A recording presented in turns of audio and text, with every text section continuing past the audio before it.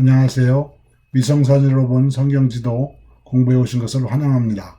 오늘은 지도 4-1 가나안 땅 분배에 대하여 공부하겠습니다.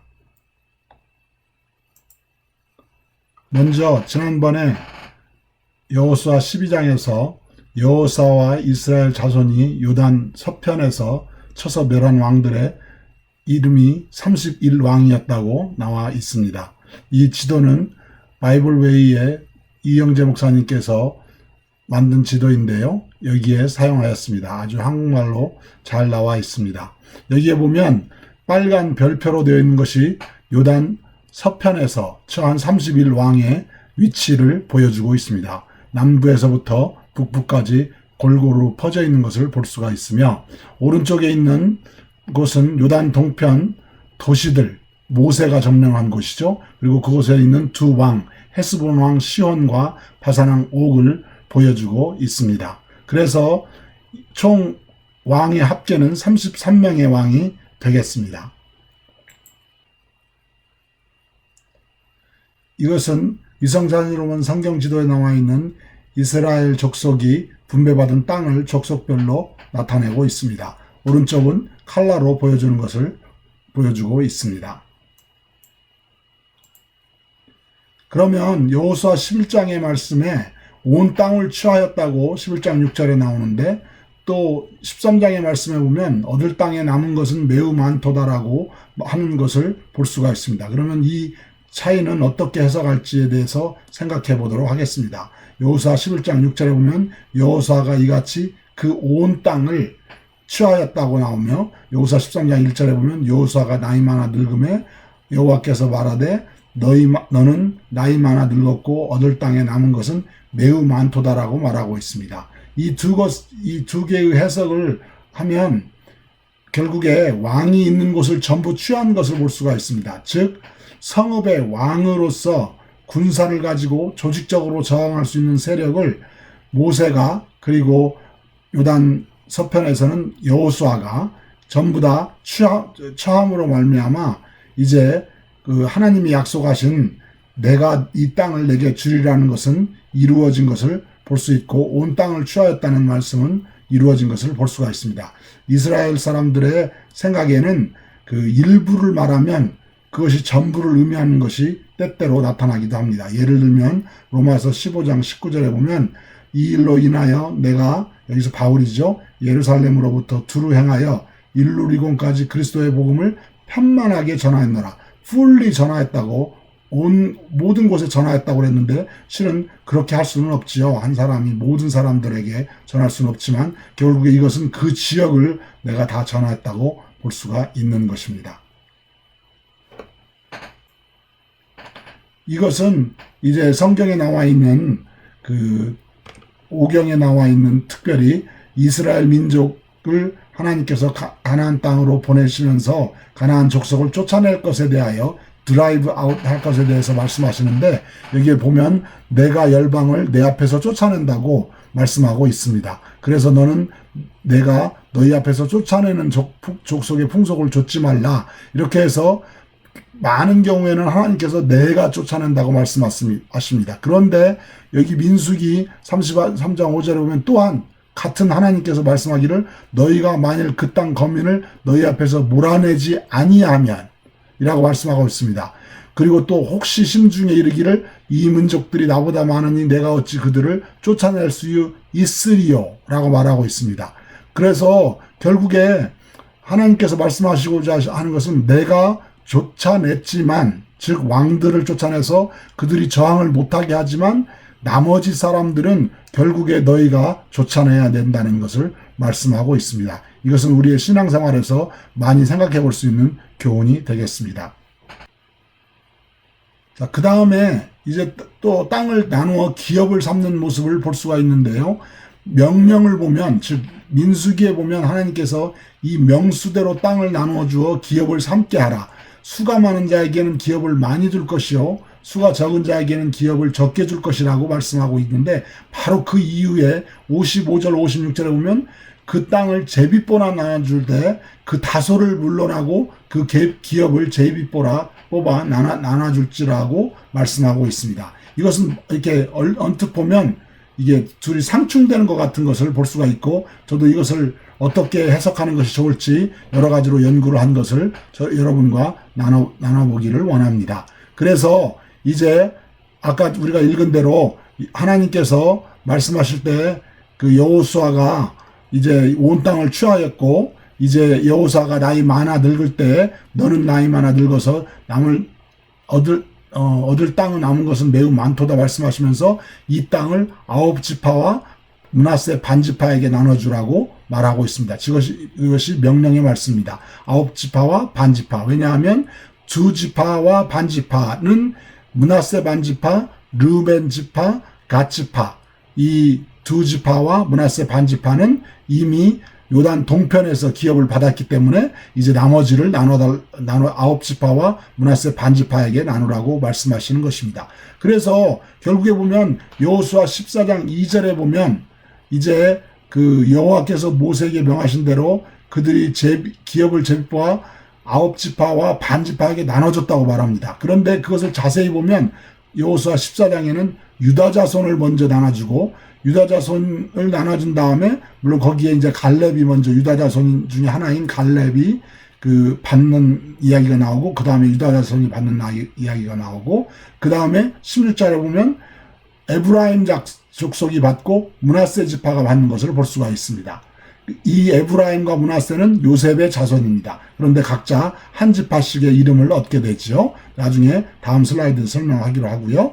그 다음에 이 유다 자손, 요셉 자손이 있은 다음에 이제 그 나머지가 18장 1절에 보면 이제 나머지 이스라엘 자손 중에서 그 비읍 분배를 얻지 못한 자가 오히려 7지파라 그래서 실로에서 그 땅을 분배할 때 나머지 7지파가 받게 되는 것을 보게 됩니다. 그래서 처음에 이 2.5지파, 그 다음에 9.5지파 중에 2지파, 유다와 요셉 자손이라고 말하고, 그 다음 나머지 7지파, 이렇게 말할 수가 있겠습니다. 그러면 야곱의 가계도를 보는데요. 우리가 지파수가 12지파라는 것은 야곱의 12아들을 말합니다. 그런데 아까 말씀드린 대로 요셉은 특별히 야곱이 축복함으로 말미암아 내 두 아들이 나의 아들이 되어서 따로따로 기업을 얻으리라 그래서 요셉이 아들이 므낫세와 에브라임 지파가 되고 따로 땅을 기업으로 배분받는 그런 일이 있기 때문에 총으로 합치면 13지파가 됩니다. 그런데 그 13지파 중에 그 레위 지파가 그 제사장 족속이기 때문에 따로 땅을 기업으로 분배받지 않고 여호와께서 기업이 되기 때문에 12지파가 되기 때문에 때로는 헷갈리긴 하지만 그래서 12지파가 돼서 12지파가 땅을 배분받았다고 말을 하는 것입니다.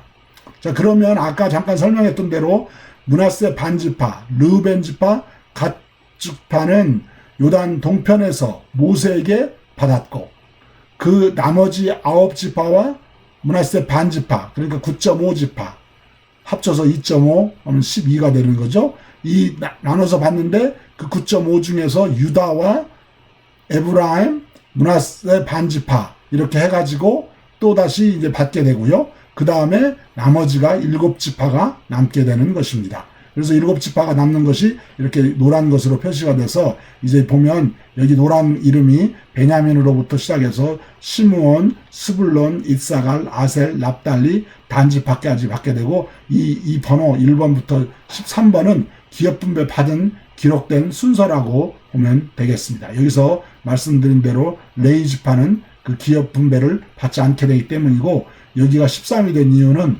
므낫세 지파가 동편에서 받고 반절, 서편에서 받고 그래서 13이 되는 거지만 실제는 12가 된다는 것. 조금 헷갈리긴 하지만 그런 것들을 생각해 보면 이제 유다의 아들 12명이었는데 요셉이 두 몫을 받았기 때문에 요셉의 아들 에브라임과 므낫세가 한 몫씩 두 몫을 받았기 때문에 13이 됐다 이렇게 생각하면 되겠습니다.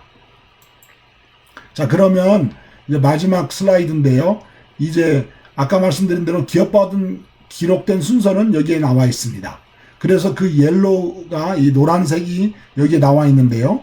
그러면 이 두 가지 말씀, 명령이 기업을 수가 많은 사람에게는 기업을 많이 주고 적은 사람에게는 적게 줄 거라고 했고, 또 그 바로 이어서는 다소를 불러나고 기업을 제비 뽑아 줄증이라는데 그게 어떻게 된 것인지는 정확히 알 수 없습니다. 다만 제가 연구한 바에 의하면 여기 이 나머지 단부터 베냐민까지는 이 지도를 이 그래프를 보면 이 파란색이 땅의 면적입니다. 그러니까 땅의 면적을 많이 받은 족속이 1번이고 이렇게 해서 땅의 파란 것이 위에서부터 쭉 내려가죠. 이렇게 그렇게 해서 땅의 많이 면적이 스퀘어 마일이죠. 제곱 마일의 면적을 말하고 있습니다. 그리고 노란 것은 인구 수를 말합니다. 여기에다 100을 곱하면 됩니다. 그러므로 예를 들면 이제 여기 이게 화살표 있는 데를 보면 르벤 가족인데요. 이게 7번 화살표 르벤 가족인데 원래 성경을 보면 26장 10절에 보면 43,730명이요 라고 말하고 있습니다. 그러므로 그 남자 한 명이 4인 가족이라고 하면 르벤의 가족은 43,730 곱하기 4 하면 174,900. 그러면 7번을 보면 174900을 뺀 거죠. 그렇게 해서 여기에 표시가 되어 있습니다. 또 여기 별표는 므낫세 족속의 종족들이 계수함을 입은 자가 52,700명인데 여기에만 사람이 나와 있고 여기는 나와 있지 않습니다. 왜냐하면 요단 동편에 있을 때 사람 숫자를 세웠기 때문에 그냥 특별히 서편에 몇 명이 갔고 동편에 몇 명이 갔는지는 알 수가 없기 때문에 그냥 1번은 사람이 없고 2번 므낫세 족속의 땅만 그 서쪽에 있는 땅만 몇 명이다 이렇게 말을 했기 때문에 그렇습니다. 어찌하든지 간에 이제 여기서 자세히 보면 이 단 족속부터 이사갈, 스불론, 아셀, 베냐민은 어떤 면에서는 이 땅의 면적과 사람의 면적이 이렇게 비슷하게 배분되는 걸 알 수가 있습니다. 그런데 왼쪽 편을 보면 유다랄지 요셉이랄지 르벤이랄지 이런 족속 그리고 시므온과 납달리는 땅과 이 인구 숫자가 이렇게 비례하거나 그러는 것이 찾기가 어렵습니다. 제가 해석하기에는 정확한 것은 알 수 없지만 일단은 하나님께서 유다 족속에게 먼저 장자의 명분을 주셨기 때문에 아마 먼저 선택권을 주지 않았나 그래서 먼저 뽑았던 것이고요. 그 다음에 마찬가지로 요셉이 또 두 지파로 나눠지기 때문에 또 므낫세와 에브라임이 있기 때문에 먼저 주고 그 다음에 갓과 르벤은 요단 동편에서 받았기 때문에 그 숫자와 상관이 없고 또 시므온과 납달리는 시므온은 유다의 땅에 분배된 땅에 속해 있기 때문에 아마 숫자와 면적과의 관계가 좀 구분하기가 어렵지 않았나 싶고 납달리와 실은 유다의 땅을 보면 산지가 많은 것을 볼 수가 있습니다. 그래서 면적과 땅의 비율이 조금 틀리지 않았나 면적이 더 많지 않았나 왜냐하면 산지가 많았기 때문에 납달리는 갈릴리 옆에 산지고요.